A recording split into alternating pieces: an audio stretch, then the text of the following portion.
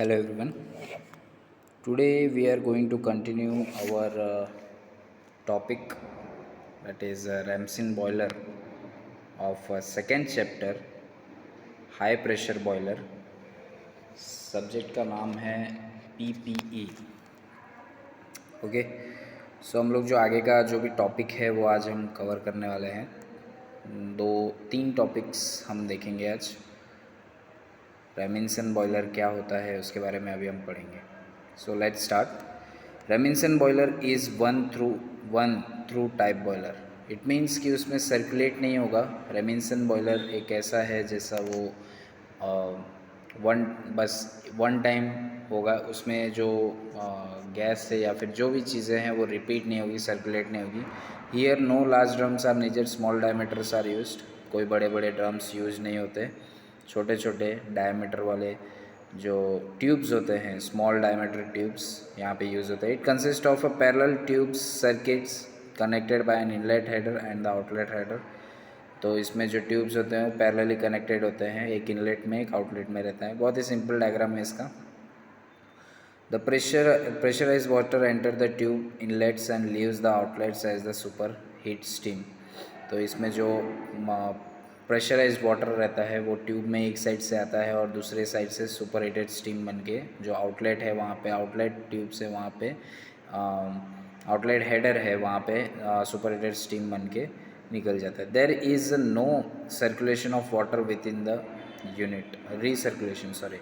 सो वहाँ यहाँ पे जो पानी का रीसर्कुलेशन नहीं होता है, which is present in any conventional steam boiler. जो पहले हमने देखा था उसमें क्या होता था, पानी रीसर्कुलेट होता था. जो थोड़े बहुत वेपर बचते थे तो उसमें से पानी क्या होता था, हम रीसर्कुलेट करते थे. बस इसमें कोई ऐसा रीसर्कुलेशन वाला टाइप नहीं है.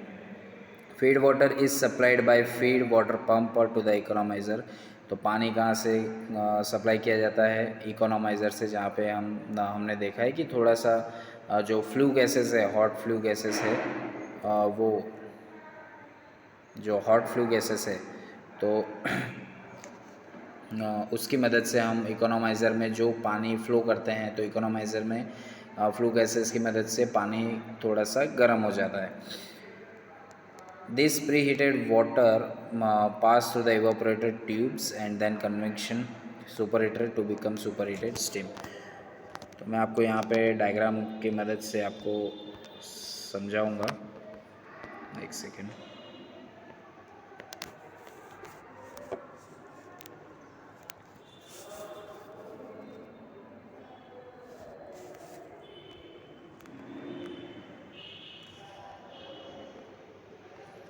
सो यहाँ पे डायग्राम की मदद से आप देख सकते हैं कि यहाँ नीचे जो यहाँ पे दिया हुआ है फीड पंप.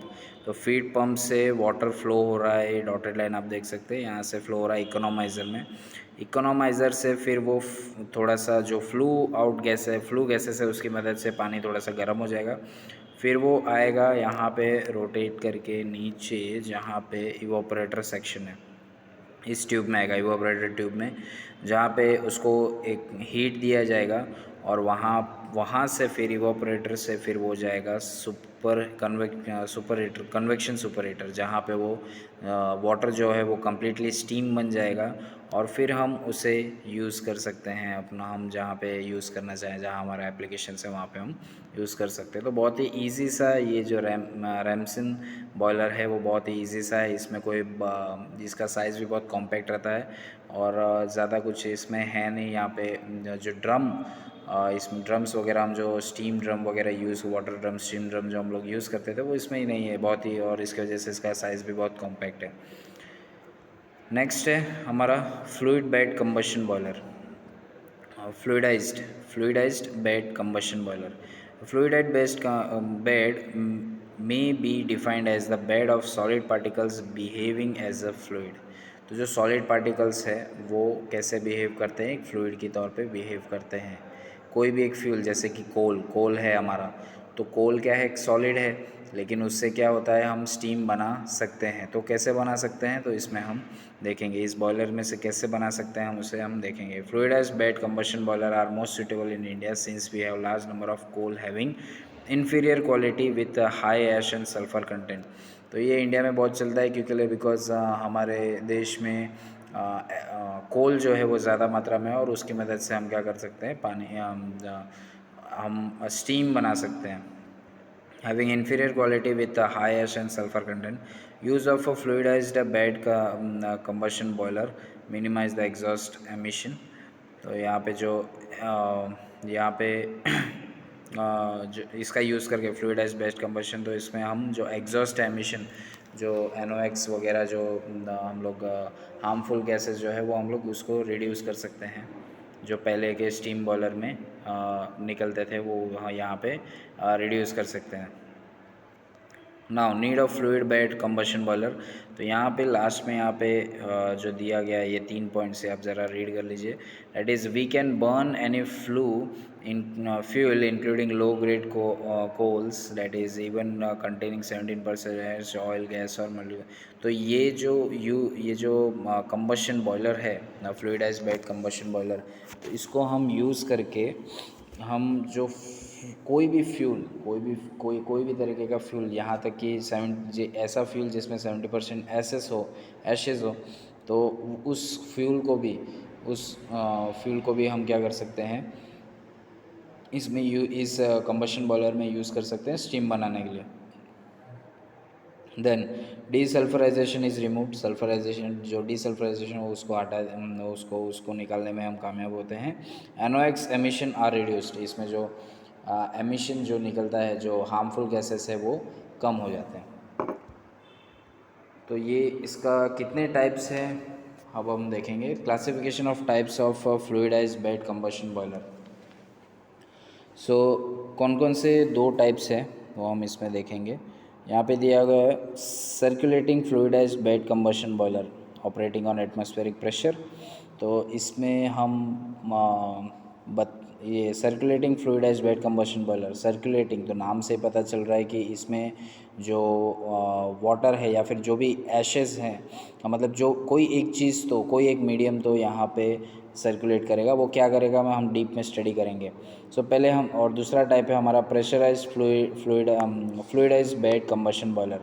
तो दूसरे में जो हम with help of a pressure हम उस बॉयलर में काम करेंगे। तो पहले देख लेते हैं इसको, डीप में जानते हैं कि इसमें कौन कौन से पार्ट्स होते हैं और हम इसे कैसे यूज़ करते हैं। तो circulating fluidized bed combustion boiler, यहाँ पे इसको हम क्या और दूसरा क्या नाम दे सकते हैं, atmospheric fluidized bed combustion boiler और bubbling fluidised bed combustion boiler. ये हम अलग अलग, तो एग्ज़ाम्स में आपको ऐसा पूछ सकते हैं कि explain with construction and working the atmospheric fluidized bed combustion boiler और बबलिंग फ्लूइडाइज्ड कंबशन। तो आपको कंफ्यूज नहीं होना है, आपको ये याद रखना है कि कौन से तरीके से पूछा गया है। सर्कुलेटिंग फ्लूइडाइज्ड, ये दोनों का 2 अलग अलग और नाम दिए गए हैं, तो एग्ज़ाम्स में ऐसा पूछा तो आपको इसी के बारे में लिखना है। These boilers are called as a circulating type FBCB, that is a fluidized bed combustion boiler, because a good portion of a particles exist or leave the combustion chamber with the flue gases. The particles are then separated from the exhaust and re-injected into the fluidized bed system. Okay, so मैं यहाँ पे एक एक line पढ़ूँगा, यहाँ पे एक एक line पढ़ूँगा और आपको जो डायग्राम में है मैं वो यहाँ पे डायग्राम की मदद से आपको समझाऊँगा, तो आपको अच्छे से समझ में आएगा। The fluidized air flow through the grid plate from the air plenum chamber into the bed where the combustion of a coal occurs। Okay, तो डायग्राम में आते हैं। तो डायग्राम में आप देख सकते हैं यहाँ पे जो एयर है, जो फ्लूइडाइज्ड एयर है उसको हम फ्लो करेंगे। यहाँ पे देखिए ये जो एयर फैन लिखा हुआ है, यहाँ पे हम फ्लो कर रहे हैं। कहाँ से ला रहे हैं? एयर प्लेनम चैम्बर, ये इससे कहते हैं एयर प्लेनम चैम्बर। और जो कोल है ये ये जो आप यहाँ पे ग्रिड देख सकते हैं, जो ग्रिड है, ग्रिड प्लेट, तो ग्रिड प्लेट के थ्रू हम इस एयर को अंदर की तरफ भेजते हैं। और ये जो पोर्शन है, ये जो एरिया है बीच में, इसमें इसे कहते हैं fluidized bed, that is combustion zone. यहाँ पे क्या होता है, हमारा जो भी फ्यूल और एयर जो कंटेंट है उसे हम यहाँ पे कंबस्ट करेंगे, यहाँ पे हम जलाएंगे। ओके, नेक्स्ट यहाँ पे क्या लिखा हुआ है, the fluidized air flow through the grid from air plenum chamber into the bed where the combustion of coal occurs. The coal is crushed between 6 mm to 22 mm size before supplied to the combustion chamber with limestone by the feed hopper. तो air तो हमने इसमें supply कर दिया combustion chamber में, combustion zone जहाँ पे है वहाँ पे एयर तो सप्लाई कर दिया, बट जो कोल है यहाँ पे देखिए कोल एंड लाइमस्टोन फीड हॉपर लिखा हुआ है। यहाँ पे feed hopper, limestone feed hopper की मदद से जो कोल को क्या किया जाता है, छोटे छोटे टुकड़े that is 6 mm to 22 mm तक के इतने छोटे रहते हैं, उतने छोटे पार्टिकल्स को मैं कन्वर्ट करके with the help of limestone and feed hop उसकी मदद से उसको छोटे करते हैं और फिर वहाँ से वो ट्रांसपोर्ट करते हैं इस कंबशन चैम्बर में। Okay, the mixture of fuel and air becomes a swirling mixture in the combustion chamber and rapid combustion takes place at the temperature 800 degree Celsius to 900 degree से। तो अब combustion chamber में क्या होगा, combust होगा, इसका मतलब हम उसमें हीट प्रोवाइड करेंगे और हीट के प्रोवाइड करने की वजह से क्या होगा कि वो जो मिक्सचर है that is coal and air, fuel and air का जो मिक्सचर है तो उसको वो कंबस्ट करेगा at the temperature of 800 to 900 degree Celsius. Heat is transferred to the submerged tube tank. Limestone allows the sulfur to remain in the bed and formation of H2SO4 is prevented. तो जो limestone है जो इसके साथ है, कोल के साथ जो लाइमस्टोन है, तो वो क्या करता है कि सल्फ़र को वहीं पे बेड पे ही जो यहाँ पे हमारा जो बेड है फ्लूइडाइज्ड बेड, तो वहीं पे उसको जमा कर देता है ताकि H2SO4 को वो प्रिवेंट कर सके। The lower combustion temperature prevent the formation of NOx। तो टेम्परेचर हम इसलिए कम रखते हैं ताकि वो जो NOx जो है वो फॉर्म नहीं हो पाए, वो उसे हम मतलब जो हार्मफुल गैसेस है उसे हम प्रिवेंट कर सकें। Thus the coal having inferior quality can be burn without use of pulverizer. यहाँ पे the products of combustion living the bed contain a large portion of unburnt carbon particles. Okay, तो यहाँ पे जब ये जो आप देख रहे हैं फ्लूइडाइज बेड बीच में, तो यहाँ से जब वो ऊपर की तरफ जाएंगे तो ऊपर की तरफ जाएंगे तभी क्या होगा कि उसमें कुछ अनबर्न कार्बन पार्टिकल्स भी होंगे। स्टीम जो हमने गैस प्रोवाइड किया है तो वो गैस के साथ साथ फ्लू गैसेस जो है तो वो उसके साथ साथ कुछ अनबर्न कार्बन पार्टिकल्स भी आएंगे which are collected in the cyclone separator. तो ये जो आप साइड में देख रहे हैं साइक्लोन डस्ट कलेक्टर, तो इसमें क्या होंगे वो सेपरेट हो जाएंगे। जो अनबर्न कार्बन गैसेस है, जो कार्बन पार्टिकल्स है जो नहीं जले हैं, अनबर्न हैं, तो उसे हम वहाँ पे सेपरेट कर सकते हैं with the help of a centrifugal force. The cyclone separator separates the unburn gas carbon particles from the dust particles by the centrifugal action. It means कि हम जो कार्बन पार्टिकल्स है जो जले हुए नहीं हैं और फ्रॉम द डस्ट पार्टिकल्स, तो उसको हम डस्ट पार्टिकल से हम हटा देते हैं, मतलब सेपरेट कर देते हैं by the means of centrifugal force. This separated unburnt carbon particles are return back to the combustion chamber to complete their combustion.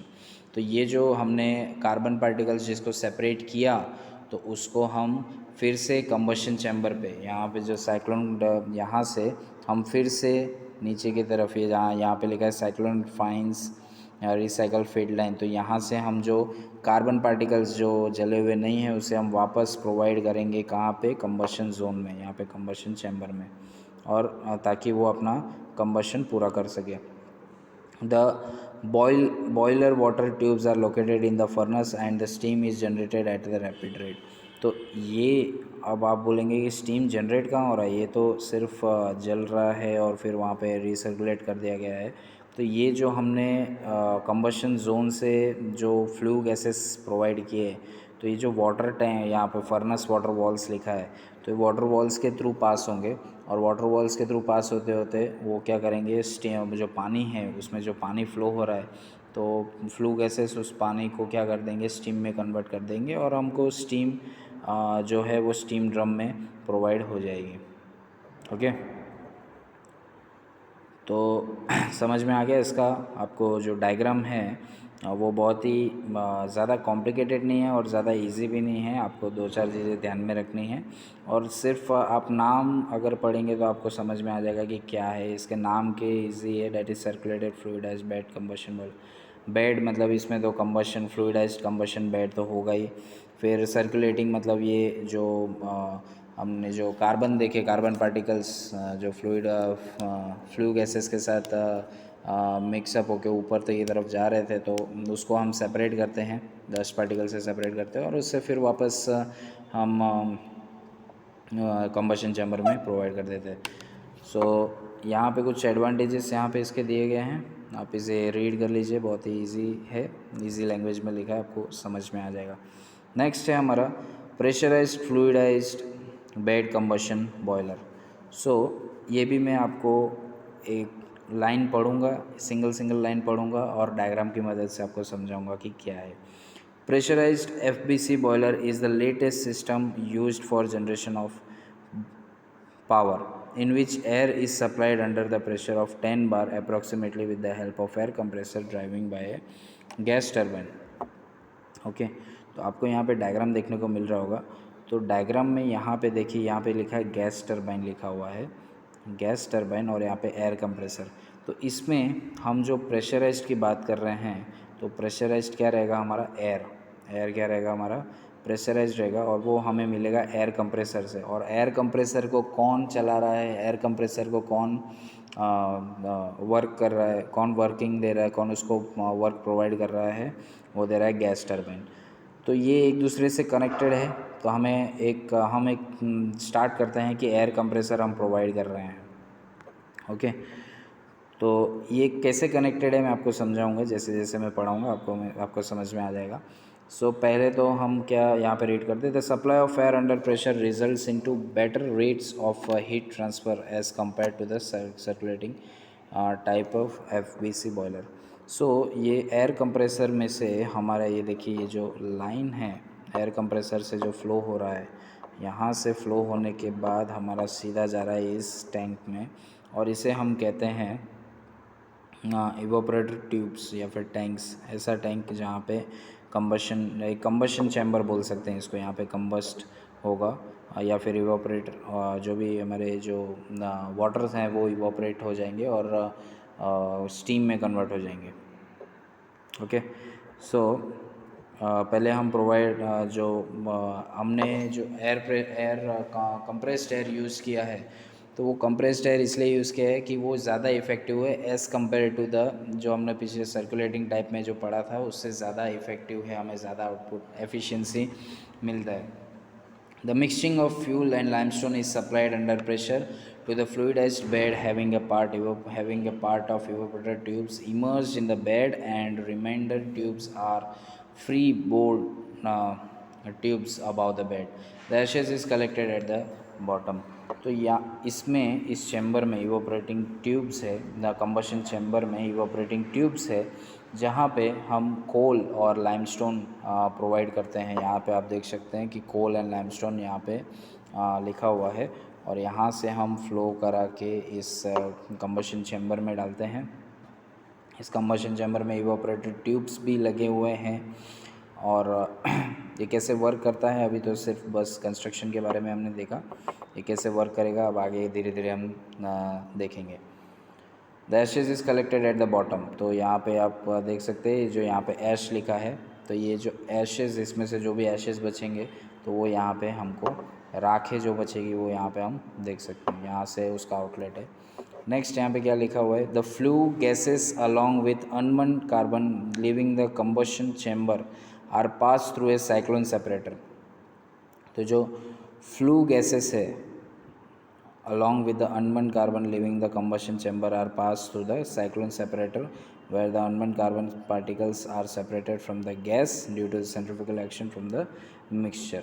Okay, तो इसमें भी प्रोसीजर सेम ही रहेगा कि जो एयर कंप्रेसर है, यहाँ से जो एयर है, कंप्रेस्ड एयर है, वो इसमें प्रोवाइड किया जाएगा और उसकी मदद से यहाँ पे कंबशन प्रोसेस चालू हो जाएगा। उसके वजह से हमारे जो फ्लू गैसेस है वो हमको बाहर देखने को मिलेंगे। और फ्लू गैसेस के साथ साथ और भी कुछ चीज़ें रहेंगी, वो रहेंगी अनबर्न कार्बन पार्टिकल्स। तो वो अनबर्न कार्बन पार्टिकल्स हम जैसे सर्कुलेटिंग में पढ़े थे वैसे ही इसमें भी साइक्लोन सेपरेटर होता है, इसमें भी हम इसे उस चीज़ को सेपरेट करेंगे जो अनबर्न गैसेस है।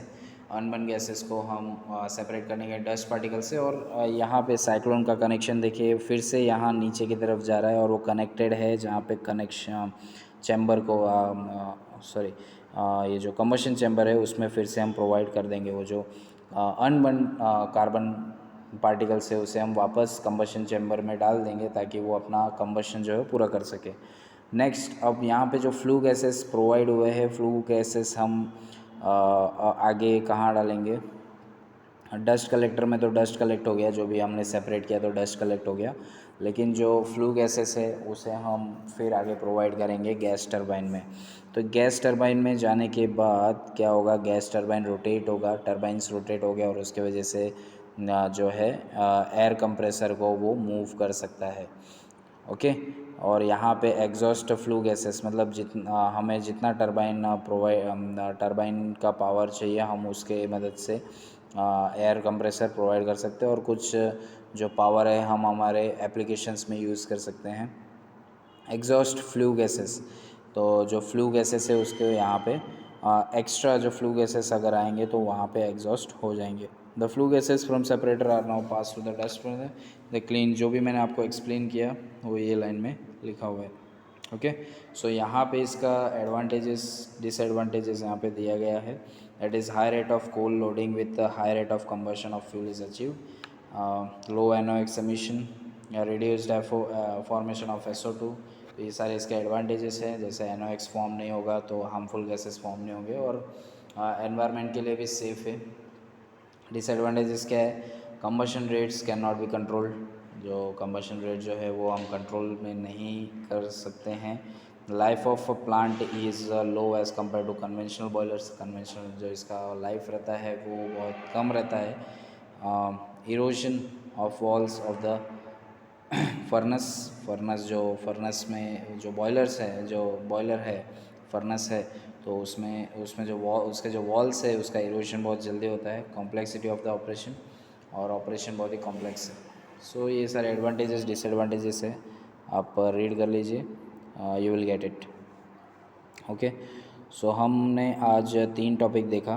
दैट इज़ यहाँ पे रैमसन बॉयलर देखा हमने, फिर हमने देखा फ्लूइड बेड कंबशन बॉयलर। तो फ्लूइड बेड कंबशन बॉयलर में 2 टाइप थे, that is circulating fluidized bed combustion boiler, और एक देखा हमने pressurized fluidized bed combustion boiler. तो ये जो टाइप्स थे मैंने आपको अच्छे से एक्सप्लेन किया है। आप इसे एक बार रीड आउट कर लीजिए, आपको समझ में आ जाएगा और आप अपने वर्क खाली जो डायग्राम है वो प्रॉपरली ड्रॉ कर लीजिए और उसके बेस पे आप वर्किंग और कंस्ट्रक्शन लिख सकते हैं। Advantages disadvantage is not a big deal. Okay. So आज का सेशन हम यहीं पे कंप्लीट करते हैं। नेक्स्ट लेक्चर में मैं आपको आगे के जो टॉपिक्स है, आगे के जो बॉयलर्स है वो एक्सप्लेन करूँगा। Thank you so much.